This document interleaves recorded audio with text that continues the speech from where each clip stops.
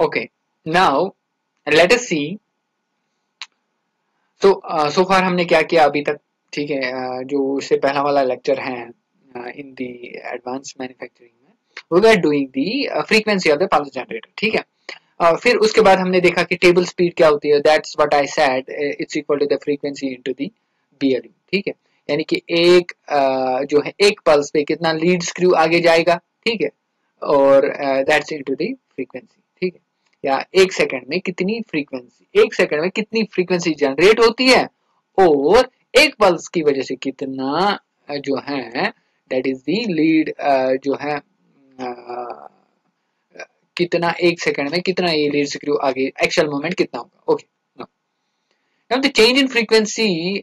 अब यहाँ पे एक कंसेप्ट है, क्या चेंज इन फ्रीक्वेंसी की वजह से बीएलयू पे कोई इम्पैक्ट पड़ेगा? नो, ठीक है, ये आपको याद रखना है। क्यों? कि क्यों? क्योंकि फ्रीक्वेंसी जो है that depends upon the pulse generator, ठीक है। सॉरी, ये चेंज इन फ्रीक्वेंसी अगर हमने करनी है, ठीक है, when we change the frequency, ठीक है, we are not actually, it has no impact on the BLU, because BLU जो है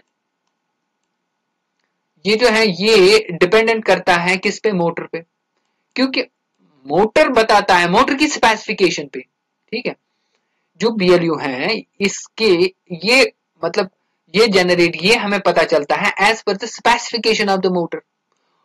मोटर को चाहिए होते हैं, मोटर हमें बताता है कि मुझे भाई कितने पल्सेस चाहिए एक रोटेशन कंप्लीट करने के लिए, क्योंकि वो तो ऑब्वियसली मोटर के ही स्पेसिफिकेशन है ना, ठीक है।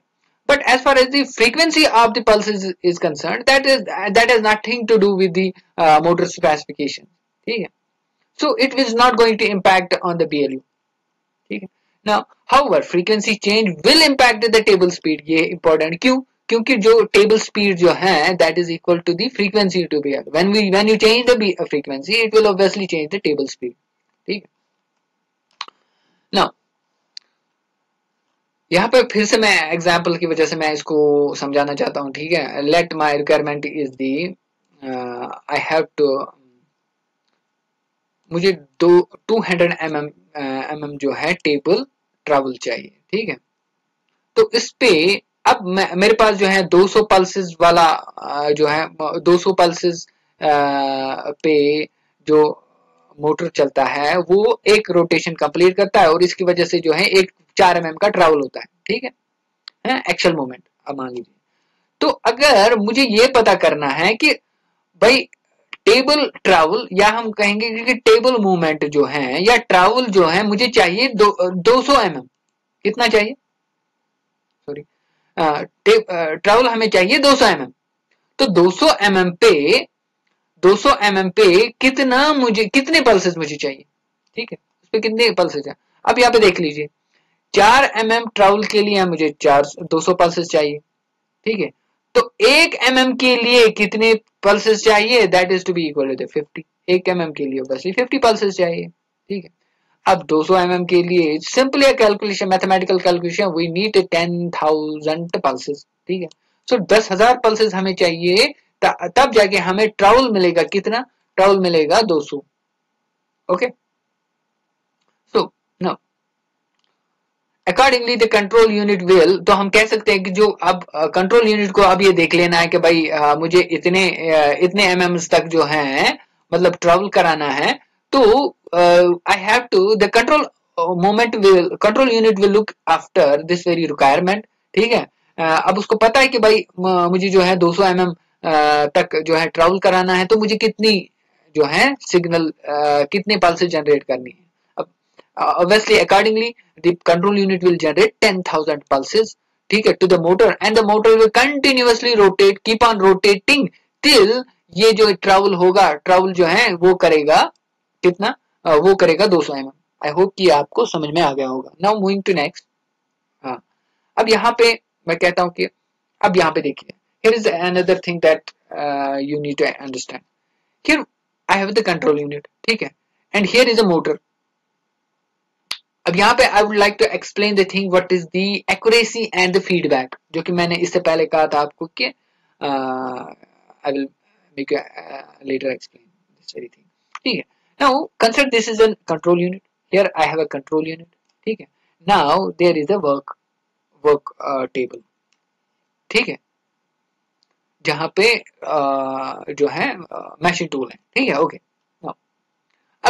अब इन दो के बीच में obviously there is an gear box है और एक लीड स्क्रू है. ठीक है. मोटर कनेक्ट किया होता है इसके साथ, मोटर वाया लीड स्क्रू और गियर बॉक्स से. ठीक है, ये तो पता ही है आपको इससे पहले. कंट्रोल यूनिट क्या करता है? कंट्रोल यूनिट मान लीजिए पल्स जनरेटर है, पल्स जनरेटर के साथ एसोसिएटेड है. Control unit will generate the pulses. ठीक है, ये दे रहा है 10,000 पल्सेस. ठीक है. अब इसको क्या करना है कि obviously it has to rotate the 200 mm, जो कि इससे पहले हमने देख लिया 200 mm. ठीक है. ठीक है, अब हमने ये देख लिया कि भाई 10,000 पल्सेस इसको जनरेट करने हैं. Now here we will understand another thing, that is the concept of the accuracy. ठीक है. नाउ अब पता ही इसको, मतलब यानी कि मुझे 10,000 पल्सेस देने हैं, 10,000 पल्सेस, और कंट्रोल यूनिट देता भी है 10,000 पल्सेस. लेकिन क्या होता है कि मोटर जब ट्रांसमिट करता है मोशन, तब इस वजह से कुछ मैकेनिकल लॉसेस होती है ऑब्वियसली, या मशीनिंग लॉसेस होती है obviously. There will be some, no machine is 100% efficient. ठीक है. तो जब यहां से लेकर यहां तक कुछ लॉसेस हो गई, अब मान लीजिए इसको वर्क ट्रैवल देना था वर्क टेबल को 200 mm, लेकिन ड्यू टू लॉसेस अब it was only able to move it by 195 mm. ठीक है. अब इस वजह से जो है 5 mm तो पेंडिंग रह गए. ठीक है. लेकिन यहाँ पे काम आता है फीडबैक मैकेनिज्म. ठीक है. अब फीडबैक दे देता है वर्क टेबल वापस कंट्रोल यूनिट को. ये भाई कैसा है इसको, भाई जो हमने जो चलना था 200 mm, लेकिन हम तो चले ड्यू टू लॉसेस हम चले सिर्फ 5 mm, तो अभी और पेंडिंग है. इसके लिए मैं क्या करूं? तो ऑब्वियसली फीडबैक दे देता है इसको, भाई आप फिर से जो है एक्स्ट्रा जो पेंडिंग है पल्सेस उनको जनरेट करो, ताकि मैं फिर और जो है रोटेट आगे का जो है ट्रैवलिंग जो है वो करूं. ठीक है. आई होप कि आपको समझ में आ रहा होगा. ठीक है. अब इसको कितना चलना है भाई? 5 mm. 5 mm के लिए ये कितने पल्सेस देगा? अब जब आपने देख लिया 1 mm के लिए 50 पल्सेस इसको देने पड़ते हैं. ठीक है. लेकिन क्या है कि 5 mm के लिए ऑब्वियसली कितने पल्सेस इसको देने हैं? Obviously 5. For the 5 pending mm it has to generate the 250 pulses. तो मतलब इनके कंट्रोल यूनिट को और 250 पल्सेस देने हैं, और देता भी है. अब 200 पल्सेस 250 पल्सेस ही देता है. ठीक है. अब यहां पे भी कुछ और मैकेनिकल लॉसेस होंगे. अब इस वजह से मान लीजिए कि 4 mm ये अब चला, इस पे 4 mm चला. अब 1 mm इसको और चलना था, अब आ गए ना 195 और 4 हो गए 199. अब इसको और एक और mm, वो तो पेंडिंग रह गया. अब इसकी वजह से ये फिर से भी फीडबैक देगा, फीडबैक ये फिर से देगा और इसको कहेगा कि भाई 1 mm अभी पेंडिंग है, काइंडली फिर से आप रिलीज कीजिए पल्सेस, ताकि मैं वो 1 mm भी चलूं. ठीक है guys.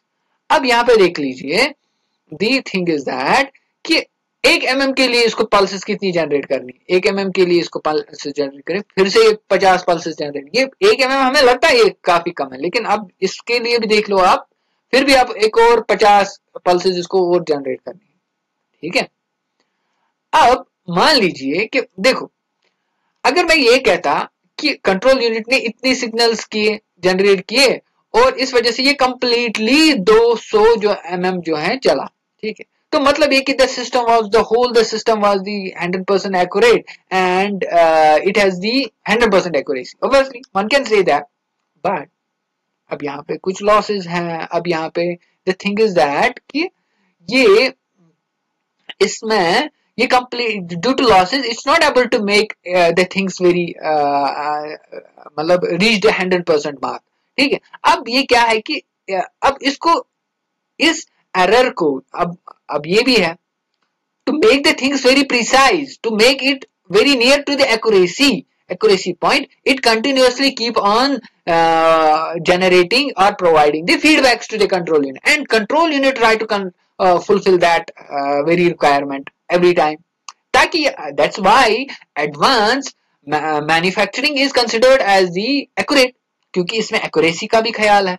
That is the thing, this is why I mentioned कि जो मैंने पहले ही आपको कहा, what I said, कि दो चीजों का ख्याल रखा जा रहा है यहाँ पे, एक तो accuracy का भी और complex shapes का भी. Accuracy कैसे maintain होता है? Because there is a mechanism called as the feedback, और feedback की वजह से continuously we see there continuously wherever we need the change, then जो है जो कंट्रोल यूनिट है वो कंटिन्यूसली इस काम को करता रहता है ताकि वो एक्यूरेट वैल्यू देने की कोशिश करे. ठीक है गाइस. नाउ अब मान लीजिए फिर से इसने जो है 4 mm के लिए 1 mm के लिए 50 पल्सेस दिए. अब क्या ये फिर से जो है 1 mm चलेगा? अब फिर से कुछ ना कुछ लॉसेस होंगे. अब ये 1 mm भी नहीं चलेगा. अब इस वजह से इसे मान लो कि 0.5 में से 4 बचे 20%, मतलब 0.8 mm चला.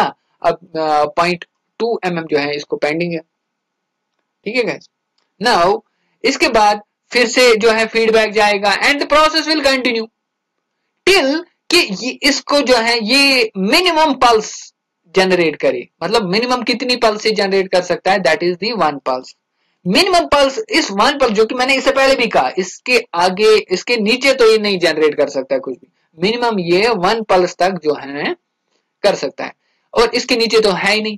तो मतलब ये कि मान लीजिए अगर यहाँ पे 20 माइक्रॉन, मैंने कहा कि अगर इस पे लीड्स 4 mm पे लीड स्क्रू कितना जो कि पिच है, ठीक है, उस पे हमने देखा था BLU. ठीक है. अब यहाँ पे आ रही है बात BLU की. ठीक है. तो मान लीजिए BLU बताता है हमें एक्यूरेसी पे.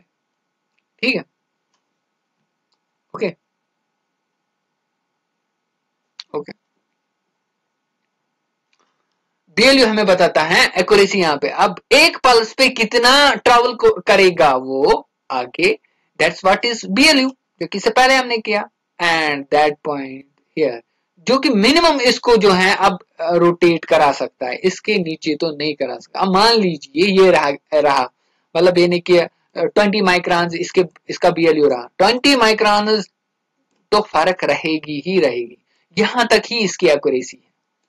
ठीक है. मतलब हम लोग जितना भी 100% कोशिश करना चाहे तो ये वाला पोर्शन तो रहेगा ही रहेगा. एटलीस्ट ये तो रहेगा ही रहेगा. ठीक है. तो what we do is that, तो हम कह सकते हैं कि यहाँ पे इन द सेकंड इनपुट, यहाँ पे मैंने इसको मेंशन करने की कोशिश, in the second input the work 5 mm फिर सेटल पेंडिंग. ये तो वही मैंने आपको एक्सप्लेन किया.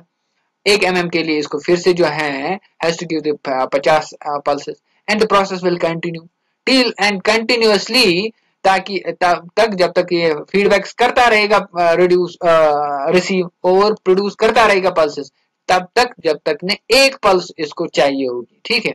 और इसके नीचे एक पल्स तो मिनिमम पल्स है, इसके नीचे ये प्रोड्यूस नहीं कर सकता है. ठीक है. Control unit can not generate less than the 1 pulse. ठीक है. So that's why we say that 1 pulse, अगर हम देखेंगे 1.8 डिग्री सेंटीग्रेड, ठीक है, that's equal to the 1 BLU. ठीक है. जो कि हमने दैट्स व्हाट जो कि हमें निकला, दैट इज 20 माइक्रॉन हमें निकला. इसी दैट गिव्स द एक्यूरेसी. इसकी एक्यूरेसी यहां तक है. ठीक है. Less than the volume of these two more will be there. हाँ, यहाँ पे ये पॉइंट है कि इन दो का जितना कम वैल्यू होगा, जितना BLU कम होगा ऑब्वियसली उतनी ज्यादा एक्यूरेसी होगी. जितना इसका वैल्यू, इसकी टर्निंग जो है कम वैल्यू होगी, ऑब्वियसली उतनी ज्यादा एक्यूरेसी होगी. ठीक है. That's why we in the advanced measuring हम लोग टॉलरेंस भी देते हैं. ठीक है.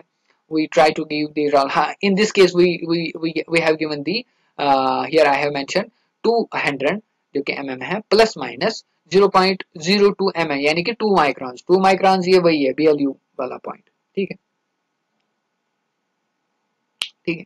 एक पल्स क्यों ये हमने क्यों देना होता है, एक इतना टॉलरेंस लिमिट हम क्यों दे, क्योंकि इसके नीचे तो ये जनरेट नहीं कर सकता. तो यहाँ पे एक्यूरेसी का भी हो गया। आई होप कि BLU भी समझ में आ गया और ये भी आपको समझ में आ गया कि जो है जो पल्सेस हैं, स्टेप्स हैं, मिनिमम किस में कितनी रोटेशन मिलती है, एक्चुअल मूवमेंट कितना होता है। ठीक है, okay. Now here is a question, एक न्यूमेरिकल है यहाँ पे, will try to look into it.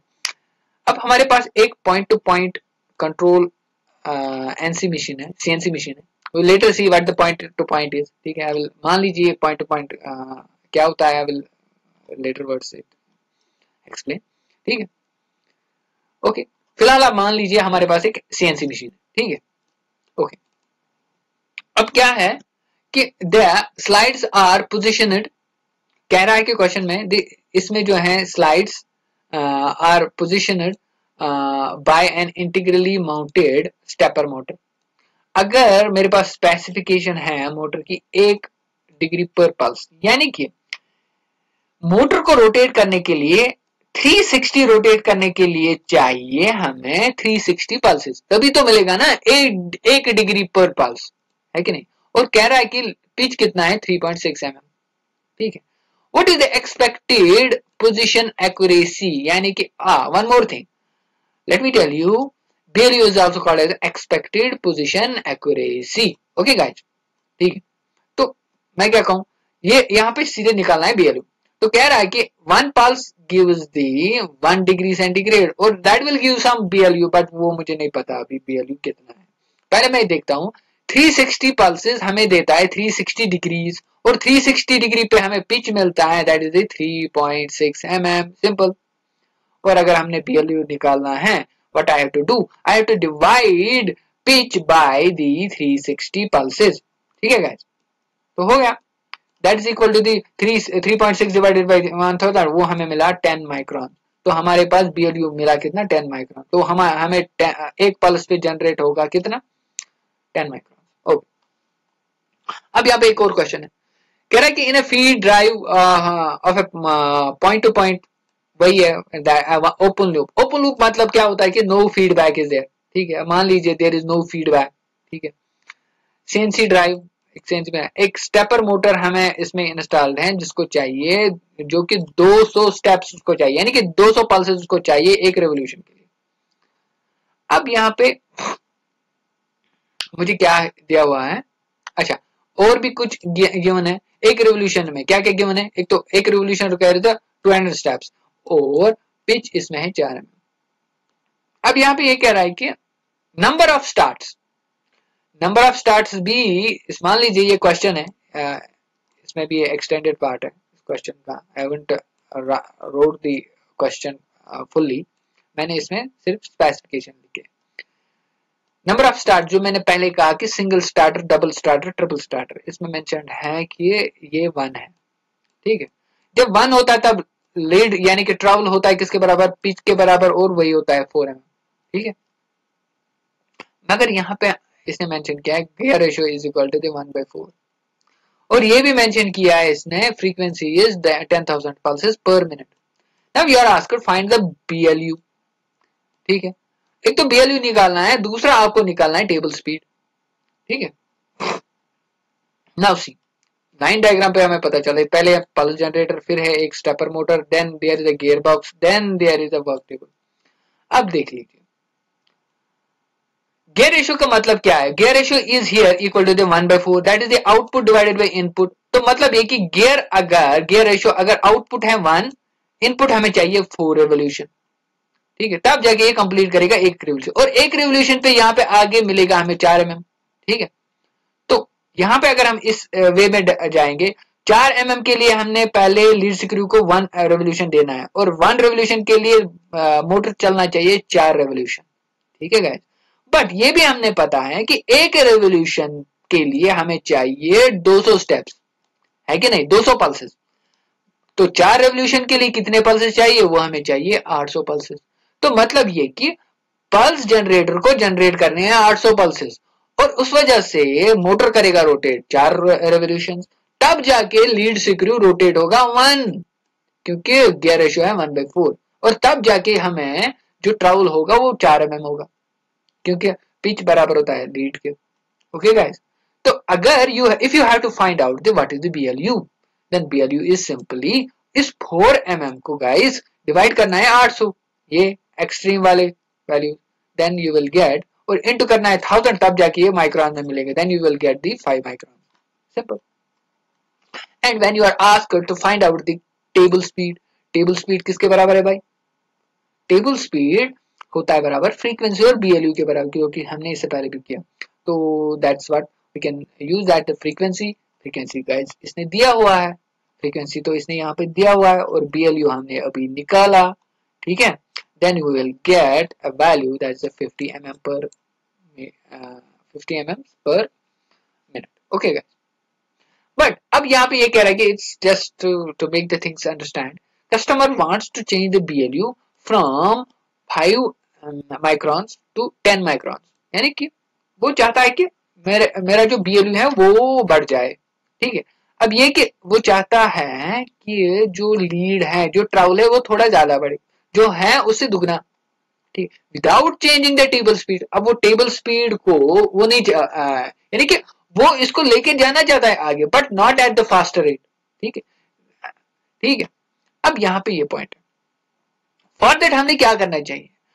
अब हमारे पास दो ऑप्शन है, एक तो हमने क्या करना है, या तो हमने गियर रेशो को बढ़ाना है, गियर रेशो को बढ़ाना है फ्रॉम 1/4 टू 1/2, तभी तो जाके BLU बनेगा 5 to 10, क्योंकि ये दुगना है ना इससे, ठीक है, दुगना है, this is 5 and this is 10।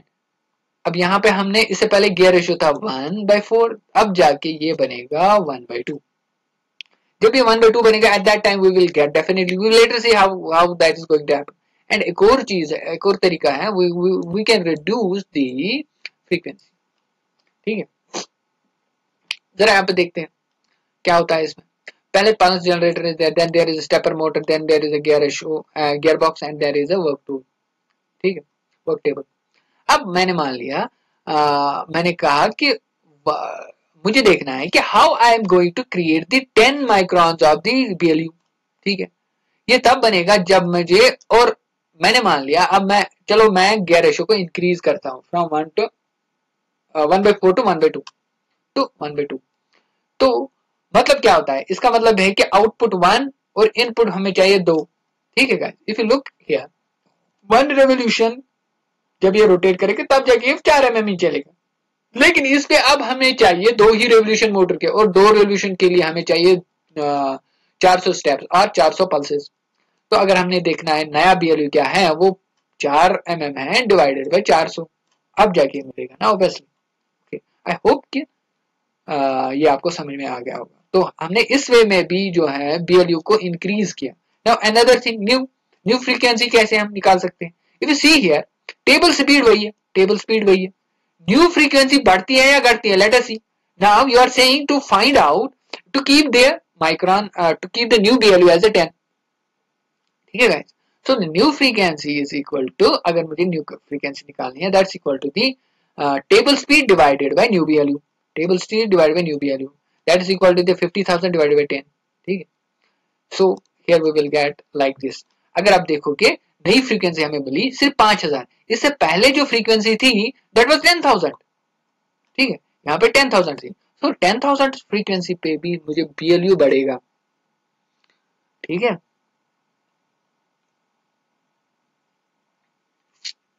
अब अगर यही क्वेश्चन है, बट यहाँ पे क्वेश्चन है डबल स्टार्ट का, तो डबल स्टार्ट में now let us look into it. तो गियर रेशियो वही है 1/4, ठीक है, 1/4 का मतलब है दैट इज द 1 रेवोल्यूशन, यहाँ पे 4 रेवोल्यूशन है। और डबल स्टार्ट के लिए एक्चुअल मूवमेंट चाहिए, वो होता है बराबर 2p के बराबर, that's equal to the 8। Now look into it, ठीक है।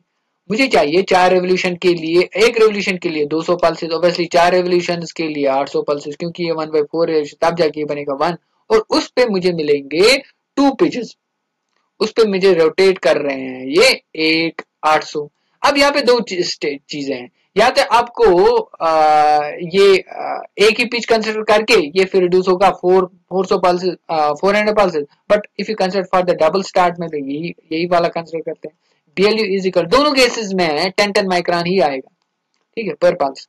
BLU is equal to 2 pitch divide by 800, pitch divided by 400, ठीक है। इन दिस केस में भी 10 माइक्रोन, इसमें भी 10 माइक्रोन।